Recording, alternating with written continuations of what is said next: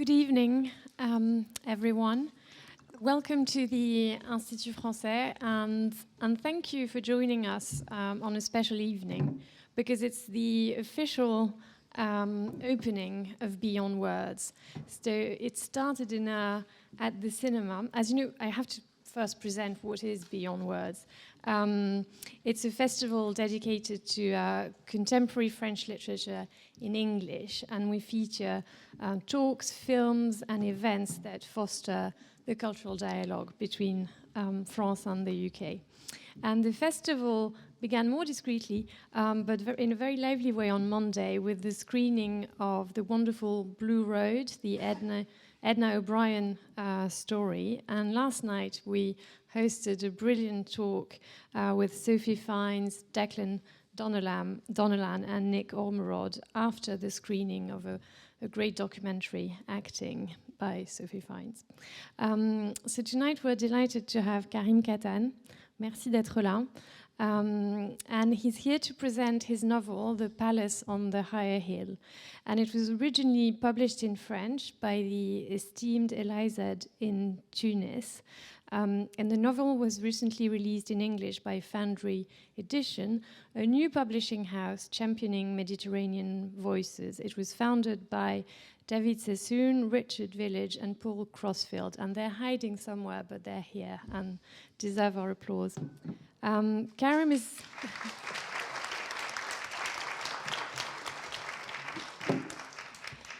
So Karim is the first author in their catalogue to be translated from French, and we're very proud to put the spotlight both on his work and this new promising publishing house.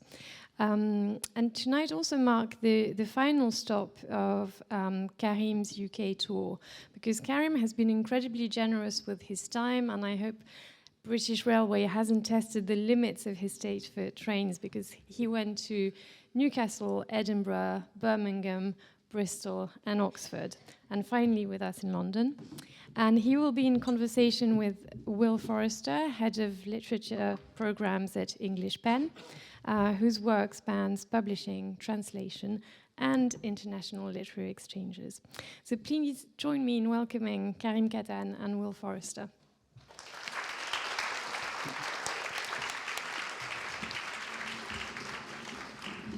Thank you so much, and hello everyone. It's so wonderful to be with you all, and to be with you, Karim, to talk about this very wonderful, very beautiful book, The Palace on the Higher Hill. For those of you who don't know Karim, he is a Palestinian writer who was born in Jerusalem. His first book was a 2017 short story collection, preliminaries for a future orchard, and this, The Palace on the Higher Hill, was his debut novel, published back in 2021, and we might talk about that little time gap a bit. I've written here his latest book, Eden at Dawn, was published in 2024, but actually I just found out that you also have a poetry collection that was published in French last month. Also, you'll notice I didn't read anything in French. I'm an interloper, so questions in English only. I was really lucky to read a sample of Jeffrey Zuckerman's translation of this English edition last year, and it was such a moving, angry, joyful, complex experience to read it in full this year, and I have lots of questions to ask, but there will be time, I think, for the audience to ask questions later. So please do have that in your mind as we talk. And before we start, I want to say that we can't have this conversation without recognizing the context in which we're having it. That is the context of an ongoing genocide in Palestine, part of a decades-long persecution of the Palestinian people. And we want to recognize the hundreds of Palestinian writers, journalists, translators, booksellers, literary colleagues who can't be with us. And we will discuss that context, but I also want to say that we will discuss so much more beside it. Because this is also a book about love, belonging, family, queerness, language, food, home, community. place, joy, hate, and so much more beside. And with that richness in mind, I'm going to start just by asking you, Karim, how much of France is in this book? Hello, everyone. Thank you for the lovely introduction, and thank you for making the acknowledgement instead of me. That's always very kind when people do this, so I don't have to. We discussed it beforehand. Yeah. But I still appreciate it. It's an interesting question, and it's a very difficult one because it touches to everything that I am. So the question is also how much of France is in me. So I don't know how many people speak French here, but the French have a very particular way of describing double nationality. They have that thing, and I say they here, not I. They have that thing where a person who has two nationalities is Franco something. So I am often introduced as Franco-Palestinian, which is a habit that I really dislike because it conflates two realities that are somewhat separate for myself. So recently I started, were you writing Franco-Palestinian? No. I recently realized that what I am is Palestinian and French. I find that there's a nuance there that's very important to me. The nuance is that I am wholly both these things. I think you can hear that I'm very French when I speak English. This is one of the places where my Frenchness appears, sort of unbeknownst to me.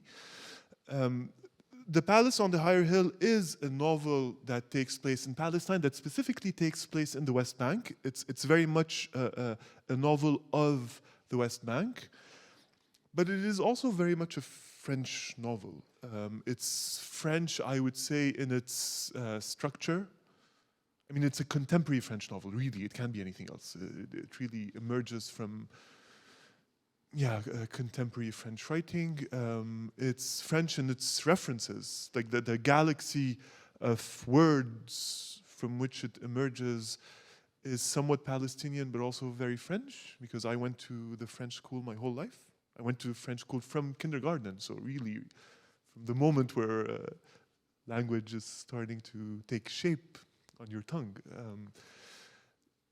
So my education was extremely French, and so my library is French and European.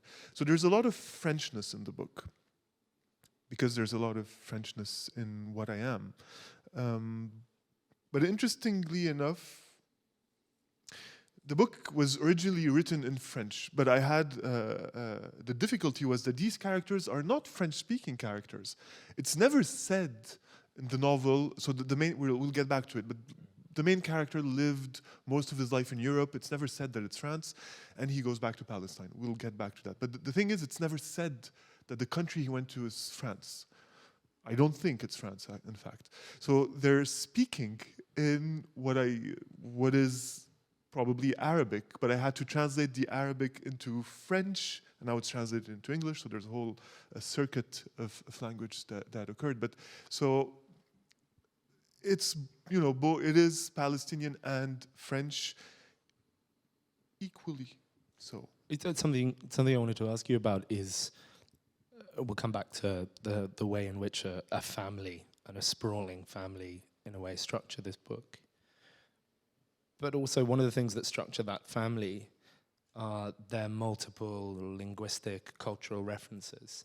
And there's this amazing passage about halfway through the book where, we learn about, and we're hinted at where people might be from their names, from those references, from lists of where they die, where they go to school. But for me, that all kind of cohered in this moment, and this really powerful passage of writing around how languages change across generations, and also how people's facial features change. And I wonder if you could talk a little bit about this family and their identities, and as you say, we don't know for certain where and what languages they speak, but how that complexity is navigated intergenerationally. Yeah, we don't know where Faisal, the main character, went. What we do know about this family is that they have a lot of money. This is the crucial defining feature of the family, is that they are moneyed and they are from a very specific higher class of Palestinians, which is one of the reasons why they speak foreign languages in the way they do, which is one of the reasons why they are spread or used to be spread throughout the world. One of the things I was interested in when I started writing The Palace on the Higher Hill is how, how class works in the West Bank, how class works under occupation, and how class impacts our relationships to politics, but also to memory, to objects, to property, like all these things which are urgent when we talk about occupation, and yet are deployed differently if we're across different classes. So this is the family in the Palace on the Higher Hill is a truly cosmopolitan family. It's a Christian family. This is only, this says nothing about their class. It's just, it so happens that I'm from a Christian family, and so it seemed natural for me to describe the very specific realities of Palestinian Christians. And a crucial feature of the family is that they're all dead. I think everyone's dead except for the narrator. So the narrator is confronted mostly with the ghosts of a family he pointedly hates. There's a lot of hatred also. And so they're this sprawling family which they have echoes of Palestinian aristocracy. They have echoes of the Palestinian bourgeoisie and of the intellectual class. Like, they're a mix and match of different parts of higher class Palestinian society. I didn't want them to be sociologically identifiable as one thing. Like, they're not the let's say the Jerusalem nobility. They're not the intellectual families of Haifa. They're not the merchant classes of Bethlehem. They're all these things melded together into a sort of super family, that super class of family. And so that's what they are, and the book is also a lot about how this the collapse of such a family and what happens after its collapse.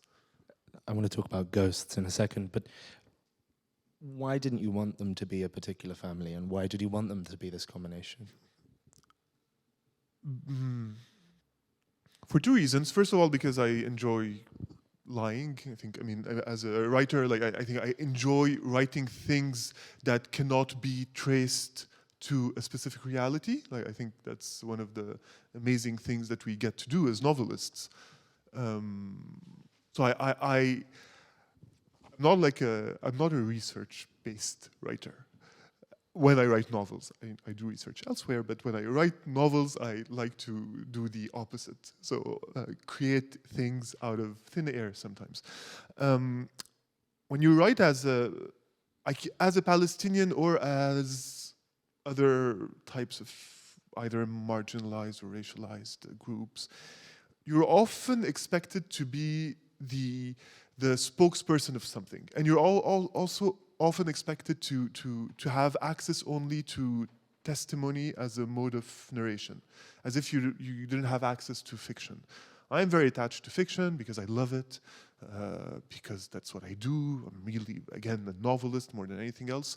And it was important to me that no one could, no person who went to Palestine, for example, could come up to me and say, but these families do not exist. But Palestinians, which is something I get sometimes, Palestinians don't really act that way. I really don't want anyone to tell me that. So I made it all up. Just like I made up the village the story takes place in. It's a village called Jabalain. It is completely fictional. It has, again, echoes of many different landscapes of Palestine, especially of the West Bank, but it is fictional because I want to create,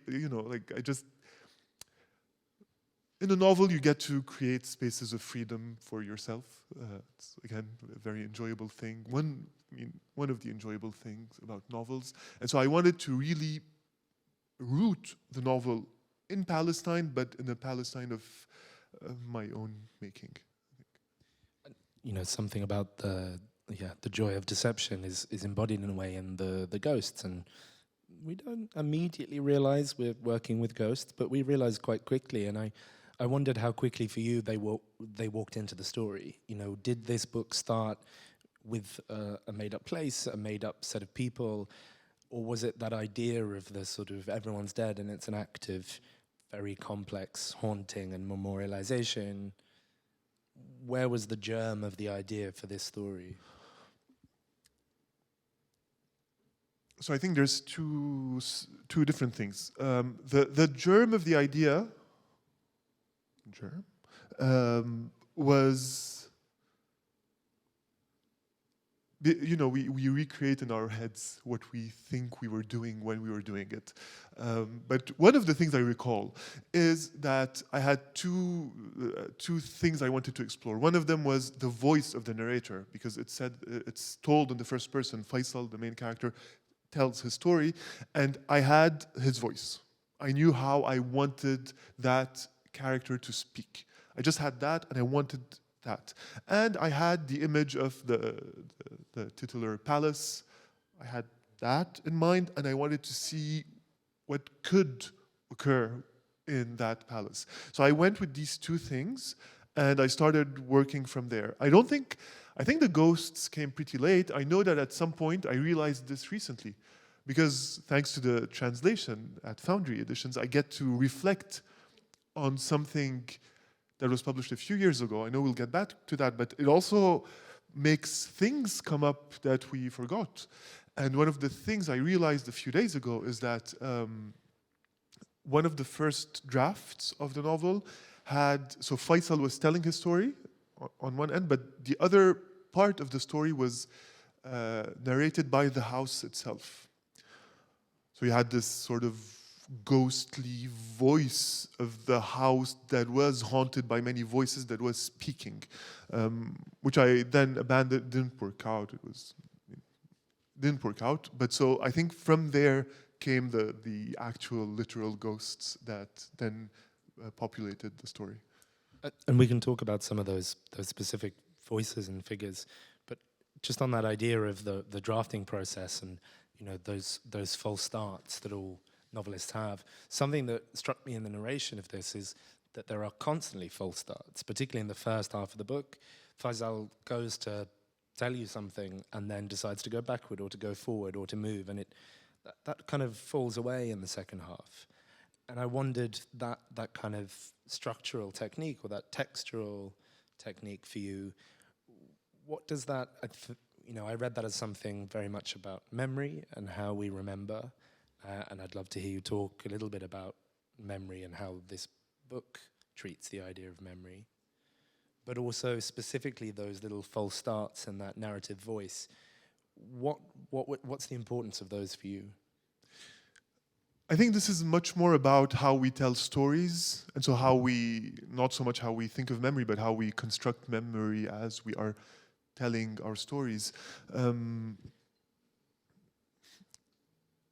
I just like false starts. I think they're enjoyable. They're very real in many ways. Like this is exactly how I personally speak. As you can tell, I start sentences, I stop myself midway, I say something else, and then I go back. So this format, which is not always easy to follow, I find is interesting to explore when you have the luxury of a whole book. You know that you're writing something that's maybe relatively long, you have time, and so you can explore how we build stories as we go along.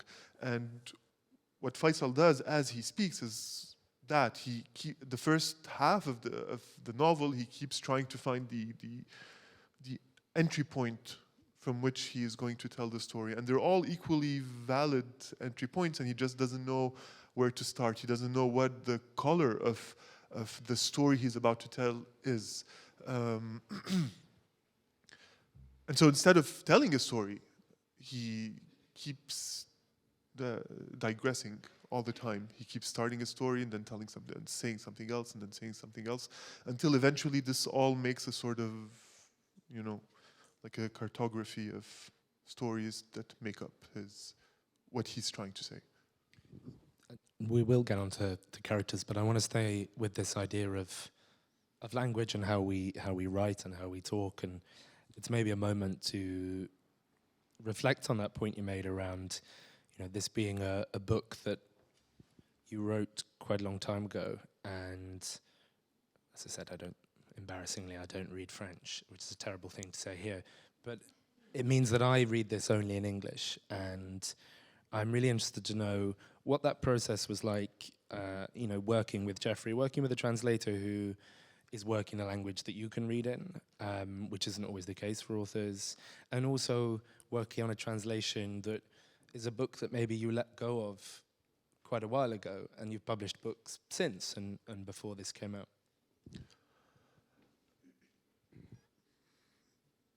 I'm sorry, I'm just really distracted because there's a thing called the College of Psychic Studies across from here. And I just, at some point I want to know what this is and maybe go there. I'm really into ghosts, so I'm really...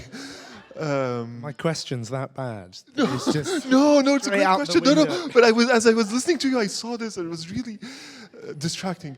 No, it's a great question because translation asks of us as writers and as readers a lot of questions. And one of the things I realized, thanks to that translation, thanks to the work that happened with The Palace on the Higher Hill, is so we tend to approach translation as a lesser version of an imagined original that's like the ideal of the book, and then the translation is merely like the conduit through which we have access to a book in a language we can't read.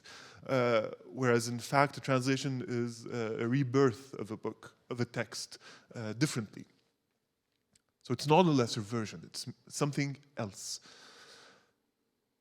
Which again, I realized as a reader, when I read things in languages I don't speak, I would always be aware that I would always think that I was given a lesser version of that thing. So one of the things I really enjoyed with the translation process for The Palace on the Higher Hill is getting to see a text become itself.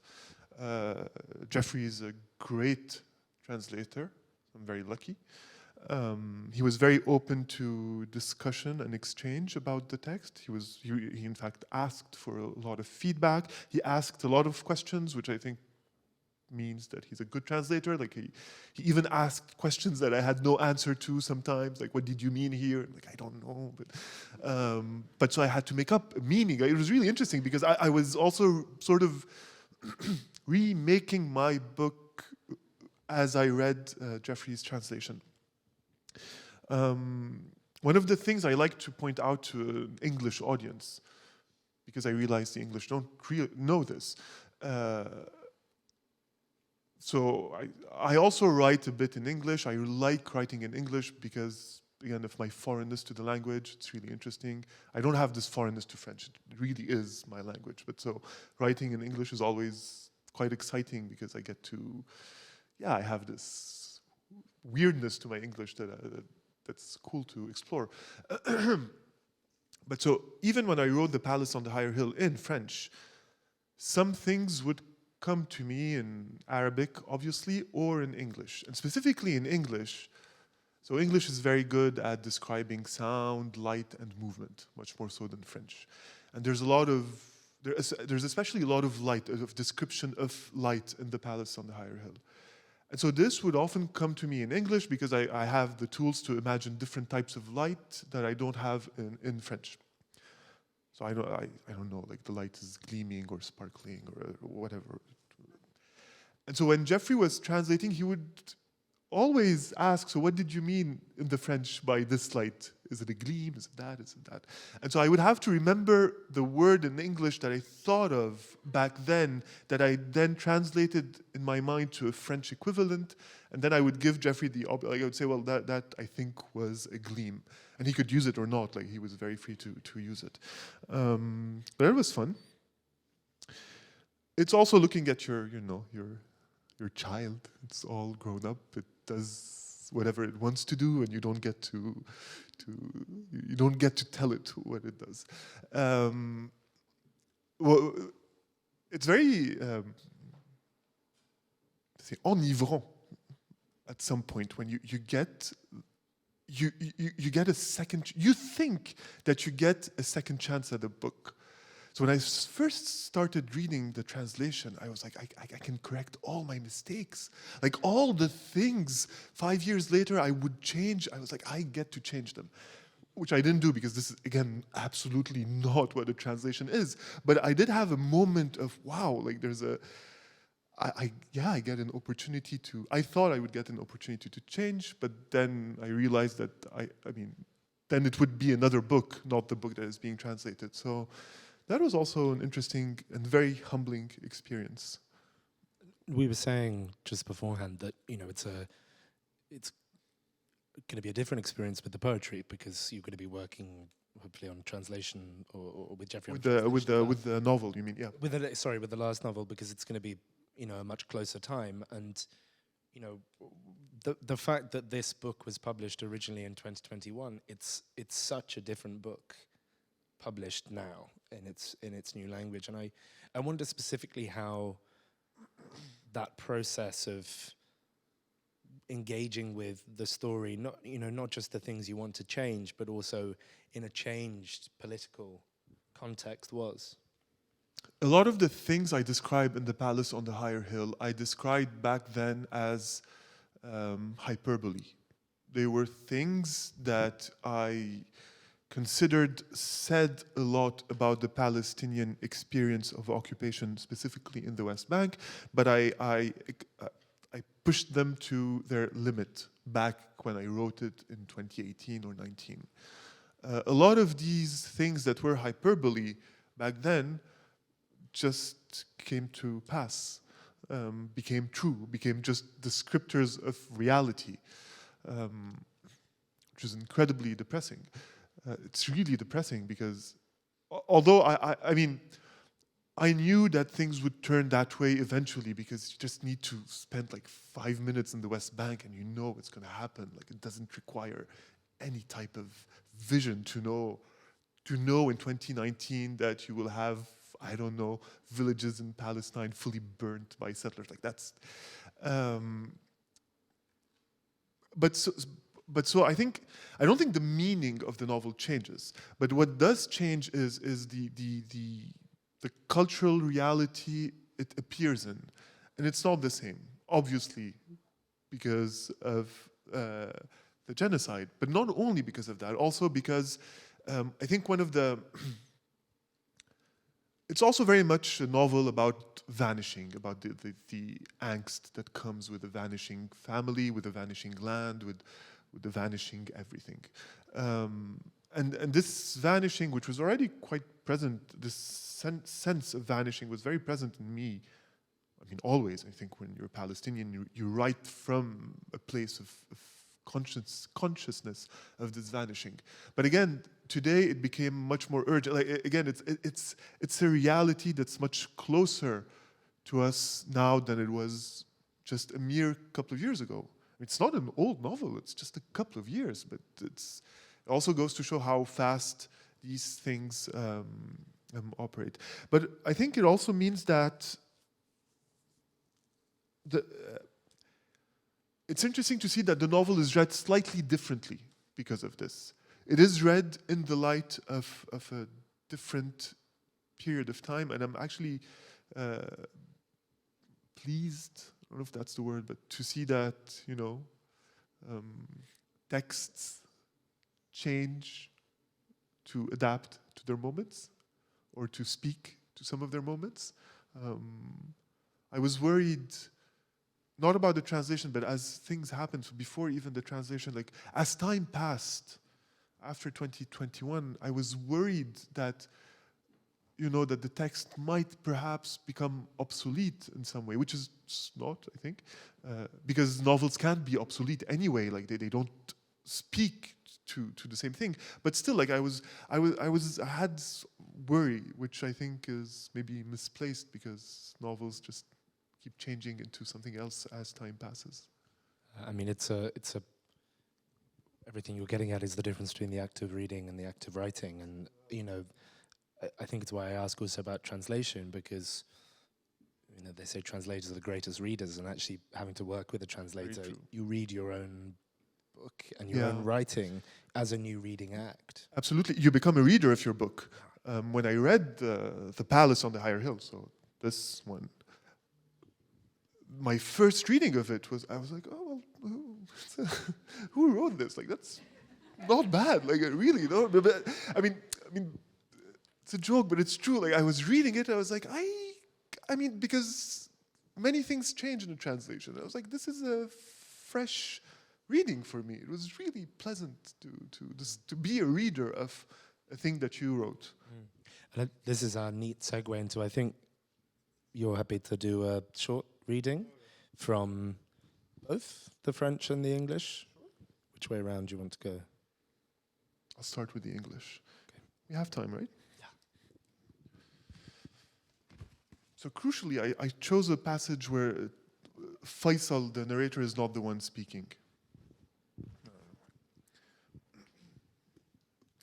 Ayoub bolted awake. It wasn't light yet. He stayed in bed for a few more minutes, trying and trying to recapture and stitch together the bits of the dream that he just had, even as those bits were slipping away through his fingers. He'd been in a forest. There'd been some sort of wild animal, maybe supernatural, he thought. The same kind of stupid thing that the kid kept telling him about. The boy really was a bad influence, he thought. He couldn't help but smile. Having failed to reconstruct the dream, he tried in vain to go back to sleep. He decided to get out of the house. Everyone was still asleep, except for Jeannette, who had to be in the greenhouse. Such silence in a house so full of squawking was a particular pleasure for Ayoub. He savored the calm. On the terrace, he spent a few seconds admiring the view. He could understand why some would die for these hills. In the distance, Judea shimmered pink. He felt overcome by immense sadness. This landscape had the beauty of something not long for this world. He found it beautiful because it wouldn't be theirs for much longer. He couldn't understand the nationalistic fervor that had broken out around him. Maybe he was too soft-hearted for such considerations. Hadn't they already lost in 48 and 67, again after that, and again and again? Would they keep on losing everything down to their last breath? Would they all go like lambs to the slaughter until there wasn't a single one of them left? Only the sky in this country seemed to be utterly real. It was palpable. The clouds were full and heavy, as if the sky had more of an existence up there than they did down here. But there was still everything here, and everything was certainly real. Mountains and sky and dew, flowers in valleys, and further off, the desert in bloom. There were almond trees and plains covered in poppies. There were lemon trees and orange groves, and no matter where his eyes landed, always the palpable, abundant sky. And beyond that, beyond his ken, a time in which apricots blossomed. There was everything but the sea. Nothing seemed about to disappear. On the lower hill, the flying saucer was bustling. This was its busiest hour. Old women who couldn't sleep, souls worn down by the years, day laborers, cripples, and madmen. Soon, school children and businessmen. Later, local mothers. And, in the end, drunkards. Everyone firmly convinced that it was a free day. He could make out old Jihad through the bay windows, presiding over his small populace of outcasts. His gaze ran down the valley to her house, Wadi al-Arwah, the villagers called that place, the Valley of Spirits. That's the English version. And the French, which I haven't read in a very long time. Ayoub se réveille en sursaut. Il ne fait pas encore jour. Il reste quelques instants dans le lit, essayant à grand-peine de rattraper et coller ensemble les morceaux du rêve qu'il vient de faire et qui lui glissent entre les mains. Il était dans une forêt. Il y avait une sorte de bête sauvage, un peu surnaturelle, il pense. Des bêtises, du genre que le gosse lui raconte. Décidément, il a vraiment une sale influence sur lui, ce petit, se dit-il. Il ne peut s'empêcher de sourire. Ayant échoué à rassembler les pièces du rêve, il tente de se rendormir en vain. Il décide de sortir de la maison. Tout le monde dort encore, sauf Jeannette, qui doit sans doute être dans la serre.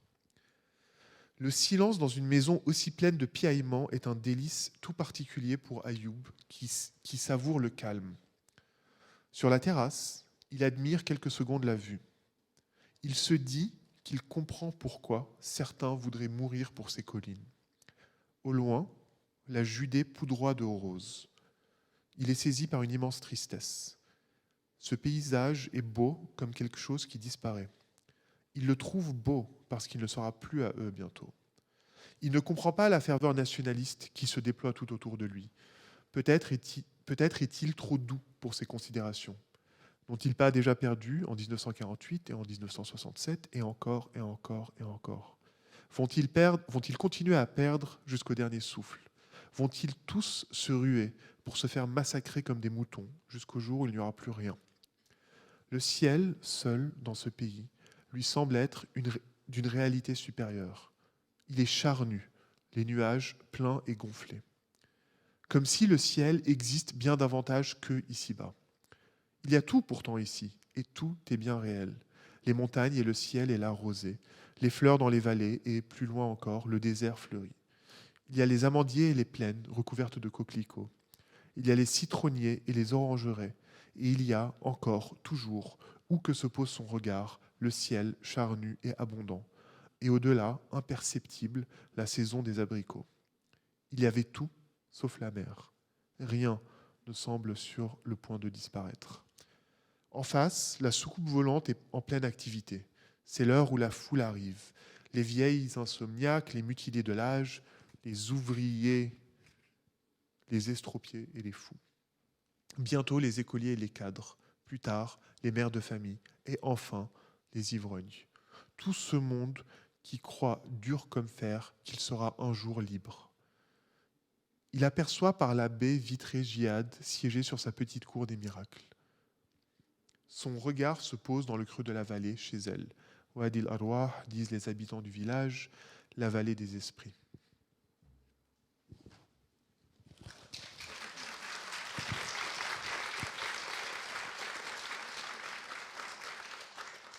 Thank you so much. And you mentioned that that's not from Faisal's perspective. And in a way, I don't want to talk too much about what I'd see as two of the really lead characters, Faisal and Nawal, because I want people to read it who haven't and encounter them on their own terms. But I found Ayoub and Josephine such fascinating and complex characters, and in a way, the sort of beating heart of this whole this family drama, but also this community drama. I wonder if you could speak a little bit about their relationship and what that constitutes for you. Yeah. So a significant part of the novel is as Faisal locks himself up in his house, he remembers things from his childhood. So a lot of it is about Faisal remembering his childhood. And the central feeling, I think, of his childhood is this deep admiration and erotic love for his uncle Ayoub, who is constantly described as so beautiful that he would charm the angels and the devils. So a lot of it is his relationship to his uncle, who sort of embodies a type of male role model of sorts. And Ayub, so one of the younger men of this family, has a relationship with Josephine, who's a villager from the village, who's often described by the villagers as a witch. And so a lot of the childhood of Faisal, who's very unhappy in his larger family, is the sort of reconstructed family that he finds with Ayub and Josephine, and with these very complicated and complex feelings of love / desire that he feels for his uncle, and which are quite central in the way he builds his relationship to desire, which comes up also for him as an adult. We realize, I think, very early on that, in many ways this is a story of queer love. But as we go, we realize it is a story of so many forms of queer love and so many stories between so many people.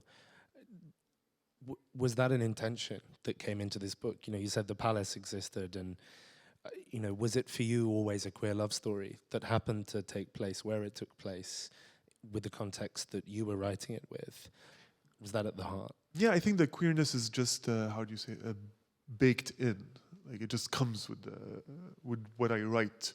I mean, it's very important to me, but I'm in fact very pleased that it's a structuring energy of the novel that's never addressed as such. So when you read the novel, you just have to, by default, it's everything about it is queer, and this is the world you enter in.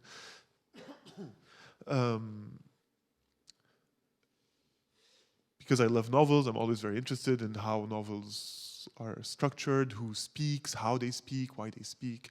And like when you read, let's say, a classical a novel from the canon, if the narrator is undefined, you're assuming that you're entering a world that is heterosexual.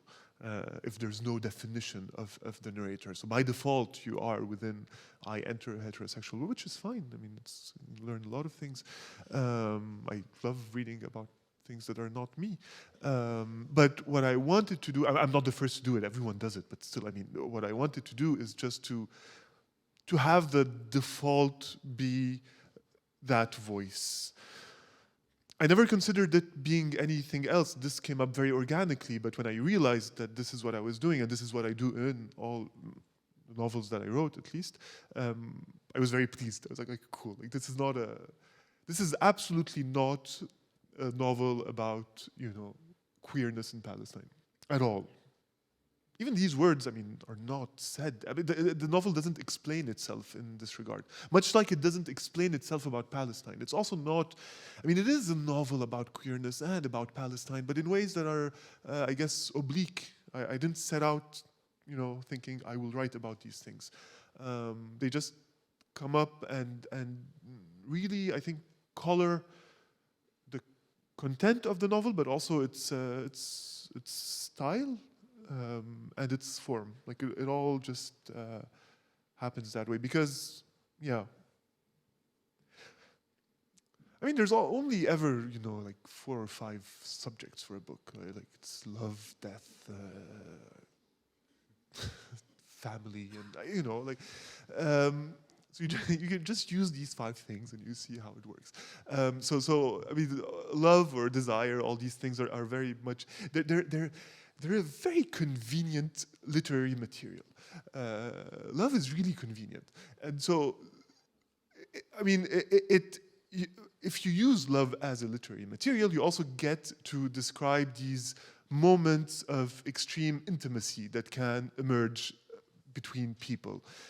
And so it was very pleasing, again, to me to have this straight couple, Josephine and Ayub, like to describe this type of intimacy, to sort of imagine, to see what it could make on during the formative years of a young, apparently queer child. Like, it's also interesting to just explore these things in a way that's totally unrelated to in a way that's very free to me, like because I didn't think about it. Yeah, and you say, you said the novel doesn't explain itself, and it so doesn't explain itself, and that's one of the things that's so sort of stunningly held together about it, is that all of the things that, you said are the recipe of a novel, right, those ideas of family and love and death, they are so beautifully not explained. And I love that about the book. And maybe because they're not explained, that means readers will have lots of questions. And that's my neat segue to I think, is there a microphone?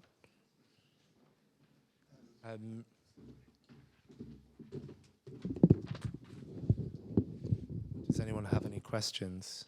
I have loads more, but it's much more interesting to hear from you all.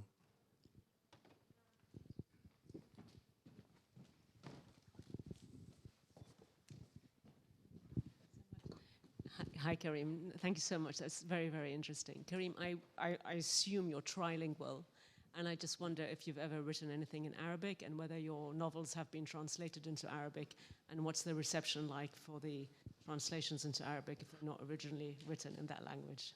Thank you. So I speak fluent Palestinian.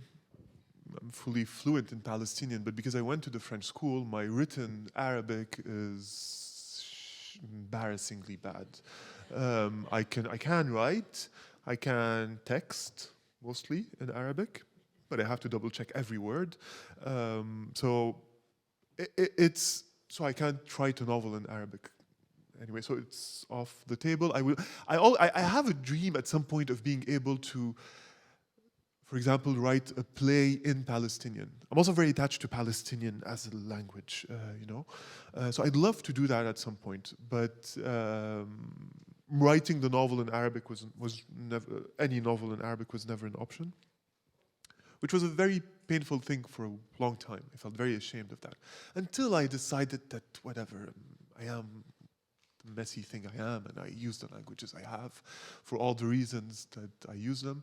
But it was very hard to come to terms to the fact that I don't write in Arabic. One of the reasons why is because Palestinians are not French-speaking. Obviously, they speak Arabic, and they speak English. So when you're a Palestinian writer who writes in English, you have access to a Palestinian public. You have lots of Palestinian writers who write in English. You have two who write in French. Me and another one who's very talented, Yara Al-Ghadban. We're the two fiction writers. So although I don't define myself necessarily by the type of public I reach, I still have that feeling of sort of floating, in the air. Like in Palestine, for example, most people that I know that I'm a writer. But they don't know what I write. So it's a very abstract label that I have. He's a writer in France. Interestingly enough, The Palace on the Higher Hill, the English translation, is the first time my novel is actually available to a lot of people, of Palestinians I know. So through the English, it becomes available to many Palestinians, which is very stressful. It hasn't been translated to Arabic yet. None of my work has. I hope it does get translated, but waiting for an offer. But yeah, it would be important to me that it's translated to Arabic for sure. Thank you. So any Arabic language publishers in the room, come and say hi after. Any other questions? There's one in the front row. Hi, thank you very much. I really liked the book. I was wondering about something you said at the beginning about this role of being a spokesperson not necessarily now, but in general as a Palestinian. How do you feel about that? Do you feel because there's a debate going on, do you feel a responsibility to do that as an artist or a writer? Do you think that's misplaced? Is it something heavy to carry for you? It's a great question. It's a very difficult one because, as you say, it's a whole debate about where you situate yourself. So in the French context specifically, I don't know if it's the same here, but there's also the figure of the intellectuel. So that's a person who writes and just talks about everything all the time. Like we expect writers to have opinions about things, to have very learned opinion about things. It does depend on the moment. So you're asking me this today. I think it is absolutely crucial and important, and you can't do otherwise than be a spokesperson. I think it would even be, or at least to speak about it, not as a spokesperson, but as a Palestinian. I think as a Palestinian, even as anything else, but it would even be extremely irresponsible to not have that discourse as well, because I think it's important also to say that I am here also because I have a French passport, which gives me an incredible amount of ease in mobility. I don't have to think about visas. I don't have to think about these things. Of course, what is happening is also happening to me, but it is happening to me in a way where I'm also, safe. I get to travel with my book to talk about my books, which is also complicated in that moment where my colleagues are being bombed, killed, and starved, for example. So there is absolutely a responsibility, and in French, l'histoire nous oblige, en fait. Vraiment, on est obligé. I don't know how you'd say that in English, but yeah, on est obligé. However, there are spaces for different things. What I dislike is not so much to be considered as a person who can speak about Palestine, but to have my novels specifically shoehorned into very specific political readings. I mean, novels are super political, everything is, and I'm a political person, my novels are, but there's a difference between, say, what I can say in an op-ed and what I explore in a novel. And I think just it's a balancing act.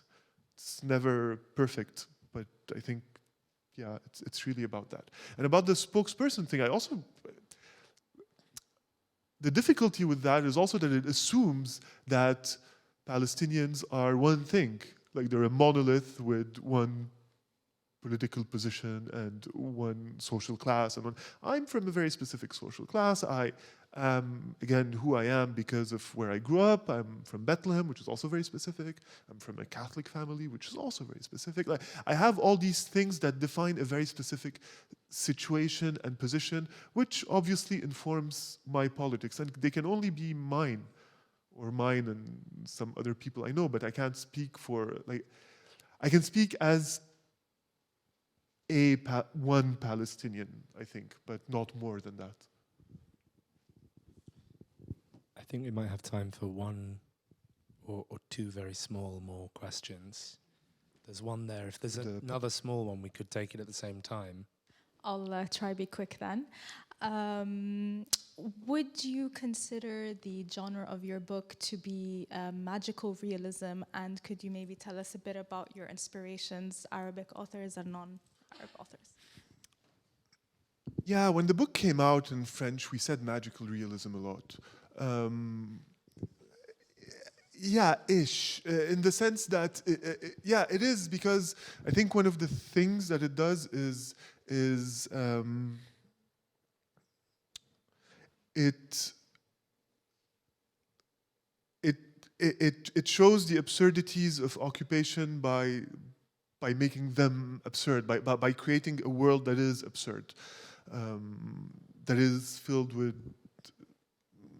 unreal things that are considered as real within the scope of the novel. So it has echoes of it, much like it has echoes of other things. It's a very Gothic novel for me. It's a haunted house story. It's all sorts of other things as well.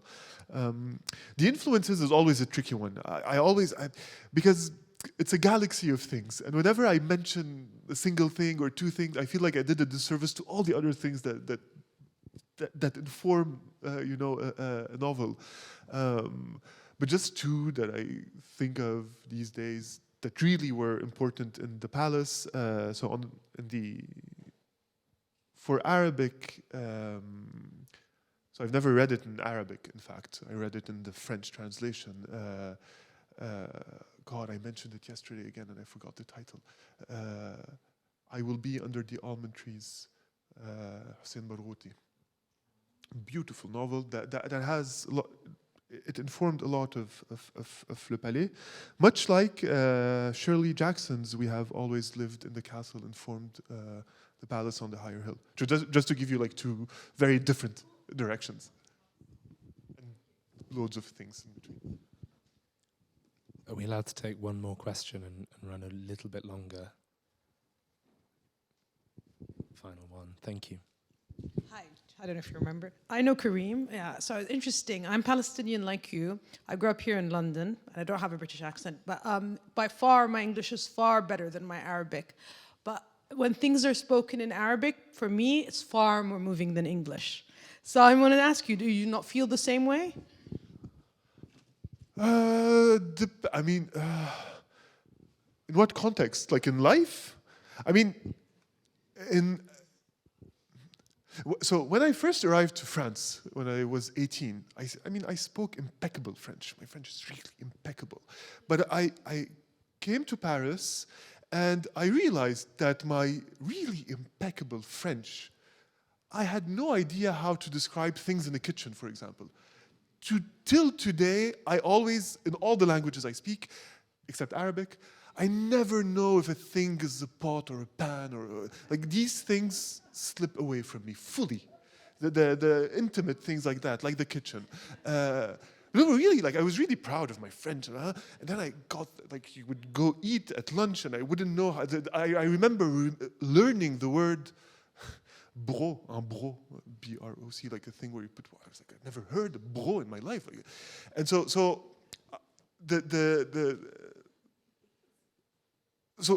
I went to the French school, so the language of home and of intimacy was Arabic, and the language of the outside world was French. So obviously I think French has I say I have no foreignness to French. I do have a bit, like this tiny bit of foreignness to French, which comes when it comes up.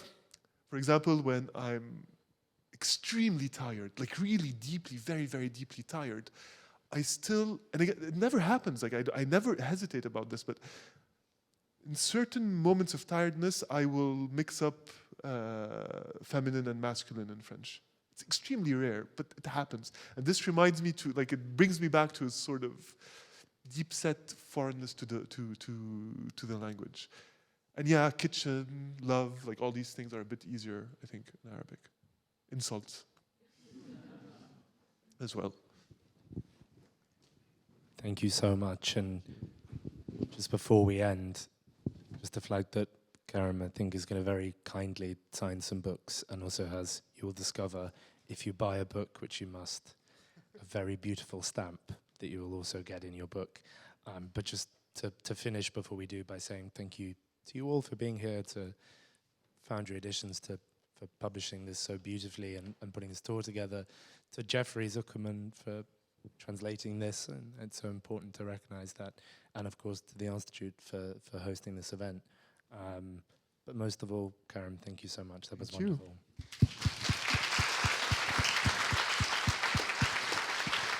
Merci, thank you, and thank you, Will, for your question.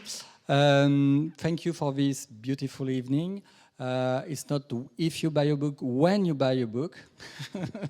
So books are sold in French and in English, and Karim will be able to sign some books.